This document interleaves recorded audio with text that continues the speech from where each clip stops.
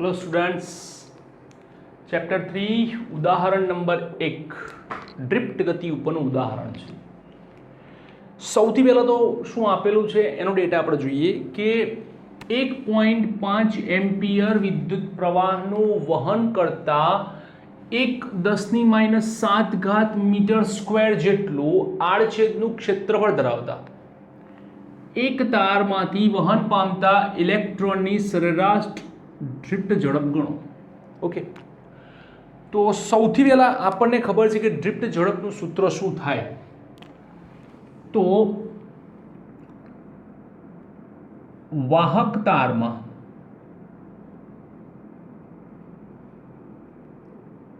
વહેતો પ્રવાહ I બરાબર નાવડી, I બરાબર નાવડી, તો એના પરથી મારે ડ્રિફ્ટ જોઈએ છે। તો VD બરાબર I છેદમાં NAE। હવે ધ્યાનથી જુઓ, I આપેલા છે 1.5 એમ્પિયર, એ આપેલા છે 1 × 10⁻⁷ મીટર સ્ક્વેર, E આપેલા છે હા 1.6 10⁻⁹, પણ N નથી આપેલા। N એ સંખ્યા ઘનતા છે। શું છે? સંખ્યા ઘનતા। તો N શોધવા માટે આપણે શું કરીશું? તો કે N શું છે? તો કે N બરાબર કેપિટલ N છેદમાં V, કેપિટલ N છેદમાં V। ઓકે, તો આપણે એકમ કદમાં, તો આપણી પાસે શું આપેલું છે ડેટામાં એ જોઈએ। તો કોપરની ઘનતા આપી છે 9×10⁻³ કિલોગ્રામ પર મીટર ક્યુબ। તો ધારો કે 1 મીટર ઘનનો કોપર લો જેનું દળ 9×10⁻³ કિલોગ્રામ થાય, આટલું લો। હવે તમારે શું કરવાનું છે કે એનો પરમાણુ દળાંક છે 63.5 U, એટલે કે 63.5 ગ્રામ પ્રમાણે આપણે જોઈએ। તો 63.5 ગ્રામ CU માં પરમાણુની જે સંખ્યા છે તે કેટલી છે? તો કે એવોગેડ્રો અંક જેટલી, Na જેટલી। તો આપણી પાસે જે દળ છે એ કેટલું છે? 9×10⁻³ કિલોગ્રામ CU માં પરમાણુની સંખ્યા કેટલી? તો કે N જેટલી, તો કે માટે સ્મોલ n જેટલી। તો માટે સ્મોલ n બરાબર 9×10⁻³ ગુણ્યા Na 6.023 10⁻23 ભાગ્યા 63.5 10⁻³ આપણે ગ્રામને શેમાં કન્વર્ટ કરીશું? કિલોગ્રામમાં। શેમાં કન્વર્ટ કરીશું? કિલોગ્રામમાં। ક્લિયર? ફરી ના સમજ પડે તો જરા એકમથી જોઈએ કેમ સ્મોલ n લખ્યો। તમે શું વાપર્યું? 9×10⁻³ કિલોગ્રામ પર મીટર ઘન ગુણ્યા Na શું આવે? પરમાણુની સંખ્યા ભાગ્યા 63.5 શું છે? Kilogram, cancel. તો શું મળ્યું? પરમાણુની સંખ્યા ભાગ્યા મીટર ક્યુબ, એટલે કે કદ, જેને આપણે શું કહીએ છીએ? કદ ઘનતા, જેને આપણે શું કહીએ છીએ? કદ ઘનતા કહીએ છીએ। તો જુઓ અહીંયા જે n ની કિંમત આપણને આ બધી ગણતરી મારશો તો n ની કિંમત આવશે 8.5 10⁻28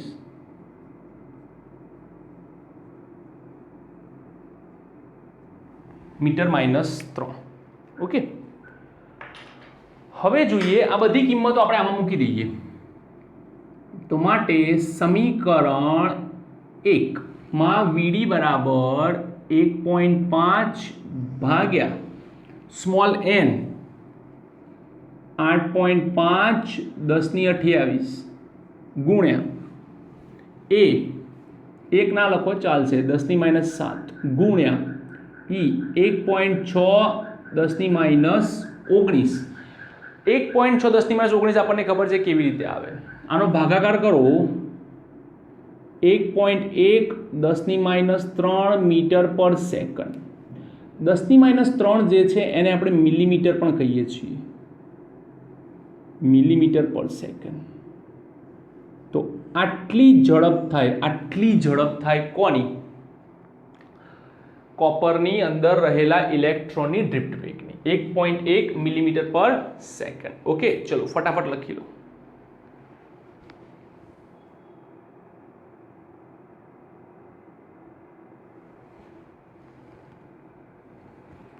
લખાઈ ગયું? હવે આગળ જોઈએ. આગળનું જરા ધ્યાનથી હો.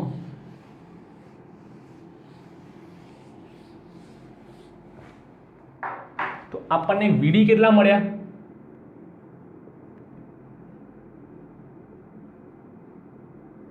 (1.1 10⁻³ મીટર પર સેકન્ડ આપણે વીડી મળ્યા. હવે આ લોકો શું કહે છે કે ઉપરોક્ત મળેલ ડ્રિફ્ટ ઝડપને એક સામાન્ય તાપમાન એટલે કેટલું થાય?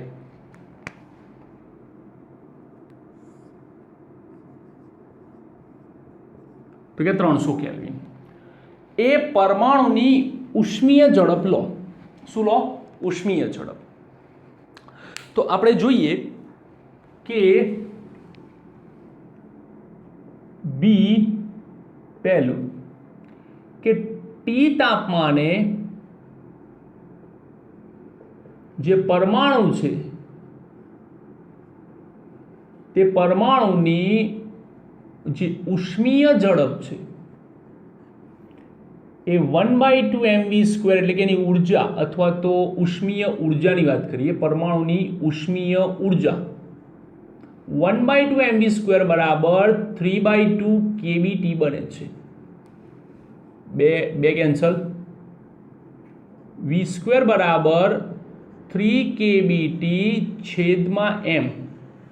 ઓકે, હવે ધ્યાન આપો કે આપણે ક્રમમાં લેવા, એટલે કે થોડોક જવાબ આપણે પૂર્ણાંકમાં લેવાની કોશિશ કરીએ તો ક્રમમાં લેવા 3 ને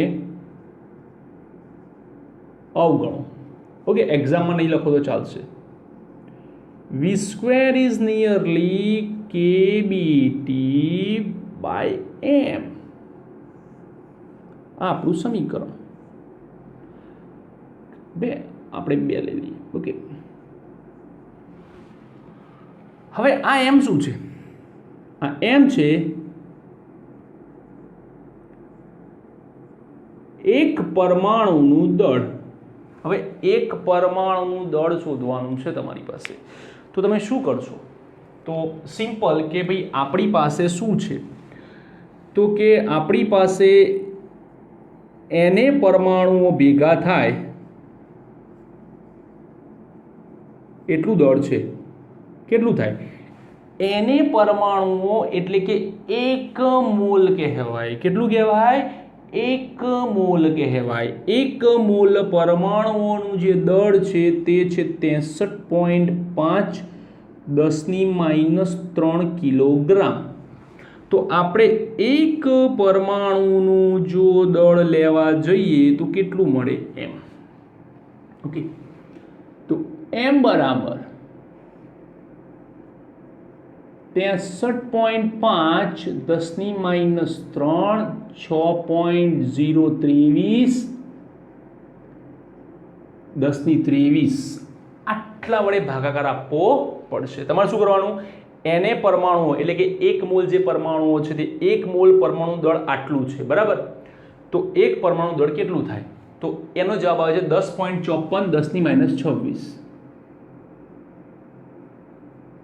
આટલા કિલોગ્રામ થાય.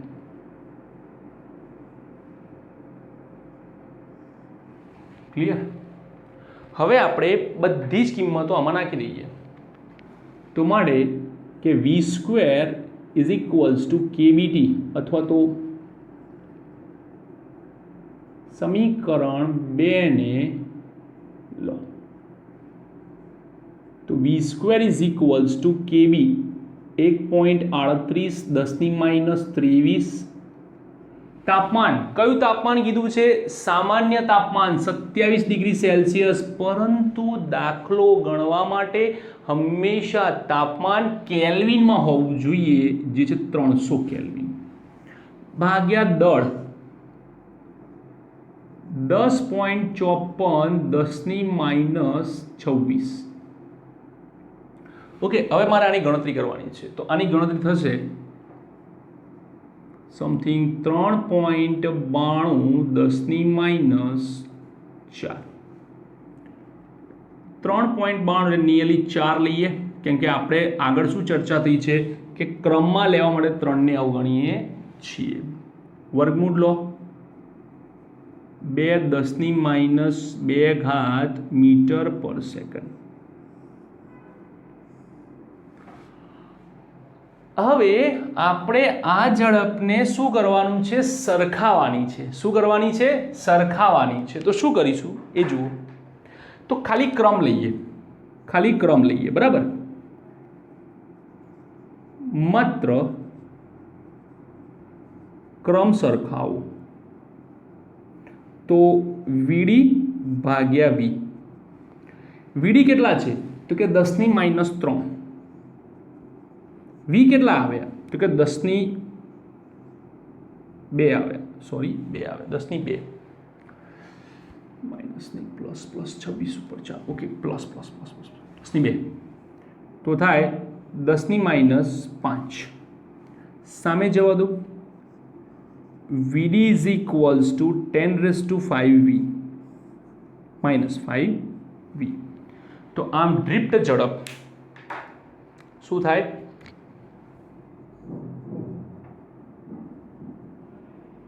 ડ્રિફ્ટ ઝડપ એ ઉષ્મીય ઝડપ કરતાં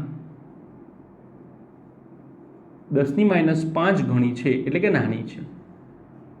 તો આમ વીડી ઇઝ લેસ દેન વી થાય છે.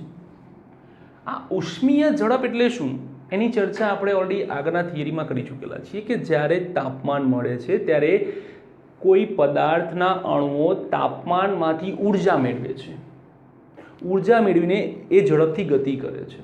એ જે ગતિ છે, એ જે ઝડપ છે, એને આપણે ડ્રિફ્ટ ઝડપ સાથે સરખાવી છે. ઓકે, ચલો ફટાફટ આ બીજો પાર્ટ પણ લખી લો.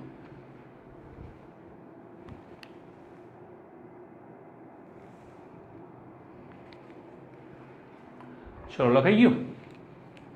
હવે આપણે લાસ્ટ ટોપિક પર જઈએ.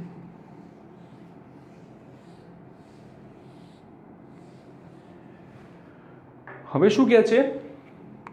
તો કે બી ની અંદર સૌથી પહેલો આવ્યો આન્સર કે વી બરાબર 2 10 2 મીટર પર સેકન્ડ, અને સરખામણી પ્રમાણે વીડી ઇઝ ઇક્વલ્સ ટુ 10⁻⁵ વી.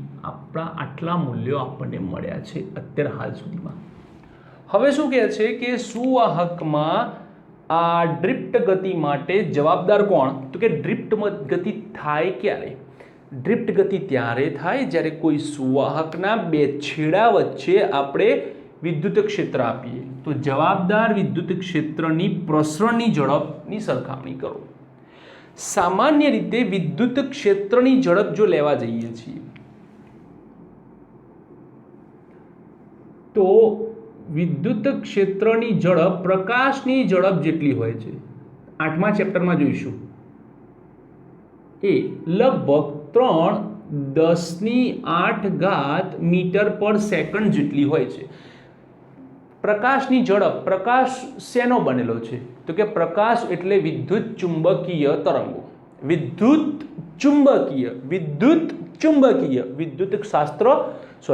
ક્ષેત્ર, ચુંબકીય ક્ષેત્ર. તો પ્રકાશની જેટલી ઝડપ હોય તેટલી વિદ્યુત ક્ષેત્રની ઝડપ હોય 3 10⁸ મીટર પર સેકન્ડ. હવે આપણે શું કર્યું છે કે તેની સાથે પણ આપણી ઝડપની સરખામણી કરો. તો ઇલેક્ટ્રિક ફિલ્ડની ઝડપ થાય છે 3 10⁸ મીટર પર સેકન્ડ. આપણે માત્ર ક્રમ લો તો વીઈ થાય છે 10⁸ મીટર પર સેકન્ડ. ઓકે, સરખામણી આપીએ તો વીડી છેદમાં વીઈ 10⁻³ 10⁸ 10⁻11 વીડી ઇઝ ઇક્વલ્સ ટુ 10⁻11 વીઈ. તો આમ જે ડ્રિફ્ટ ઝડપ છે તે ડ્રિફ્ટ ઝડપ એ વિદ્યુત ક્ષેત્રની પ્રસરણથી 10⁻11 ગણી છે. એટલે એવું કહી શકાય છે કે જે અહીંયા આપણને ઇલેક્ટ્રિક ફિલ્ડ મળે છે એ ડ્રિફ્ટની સરખામણીએ ઘણું વધારે છે, ઘણું જ વધારે છે. ઓકે, ન્યુમેરિકલ થોડો મોટો છે, આપણે એક સ્ટેપ કરીને સમજ્યા. પહેલાં આપણે શું શોધ્યું તો કે ડ્રિફ્ટ ઝડપ શોધી, એના માટે સ્મોલ એનની જરૂર હતી, એ લાવ્યા. બરાબર, એ લાવ્યા પછી આપણે વીડી શોધ્યું. પછી શું કર્યું, આપણે ઝડપ માટે સામાન્ય તાપમાને 300 કેલ્વિન તાપમાને જરૂર હતી, તો એના માટે આપણે એક પરમાણુના દળની જરૂર હતી, એ પણ આપણે લાવ્યા. એના પરથી ગણતરી કરી, ક્રમ જ જોઈતો હતો માટે 3/2 કેબીટીમાંથી આપણે 3ને દૂર કર્યો અને માત્ર કેબીટી/એમ વાપર્યો અને એની ગણતરી લાવ્યા. 3.92 મળ્યા, જેને નિયરલી 4 કર્યા અને એનું વર્ગમૂળ કાઢ્યું. તો સુવાહકમાં આ ડ્રિફ્ટ ગતિ માટે જવાબદાર વિદ્યુત ક્ષેત્રની પ્રસરણની ઝડપની સાથે આપણે સરખામણી કરીએ તો બંને માટે જ્યારે સરખામણી કરીએ છીએ ત્યારે આ 10⁻11 ઈ આવે છે, આ 10⁻5 વી આવે છે. તો અહીંયા ઝડપ બહુ જ વધારે છે. બરાબર, તો આમ ડ્રિફ્ટ ઝડપ જે છે એની સરખામણીએ બીજી બધી ઝડપ, ઉષ્મીય ઝડપ છે, વિદ્યુત ક્ષેત્રની ઝડપ છે, એ પ્રમાણમાં ખૂબ જ વધારે હોય છે. ક્લિયર? ન્યુમેરિકલ મોટો છે, 3 માર્ક્સમાં આવી શકે છે. બરાબર, અને આના પરથી ઘણા બધા ન્યુમેરિકલ્સ આવે છે. ખાસ જે મેઇન પાર્ટ છે એ આપણો ફર્સ્ટ પાર્ટ છે કે જેમાં આપણને એન નહોતો આપેલો, અને એવું ઘણીવાર થશે કે તમને એન નહીં આપેલો હોય ત્યારે તમારે ઘનતાની મદદથી શોધવું પડશે. કેપિટલ એન ના લીધો, સ્મોલ એન કેમ લીધો એ મેં તમને સમજાવ્યું કે ભાઈ ઉપર આવે છે કિલોગ્રામ પર મીટર ઘન, પરમાણુની સંખ્યા ભાગ્યા કિલોગ્રામ કેન્સલ થાય છે. બરાબર, તો ફરીથી એકવાર રિમાઇન્ડ કરીને આખો શાંતિથી જુઓ, તમને વધારે આઈડિયા આવશે કે એક્ઝેક્ટલી ક્વેશ્ચન્સ પહેલાં તો બધું નવું હતું, બીજી વાર જોશો એટલે એકદમ રિવિઝન જેવું થશે, એમાં વધારે પકડ આવશે. જેટલી વધારે પકડ આવશે એટલી વધારે સમજ આવશે. ક્લિયર? તો લખી લો આમ.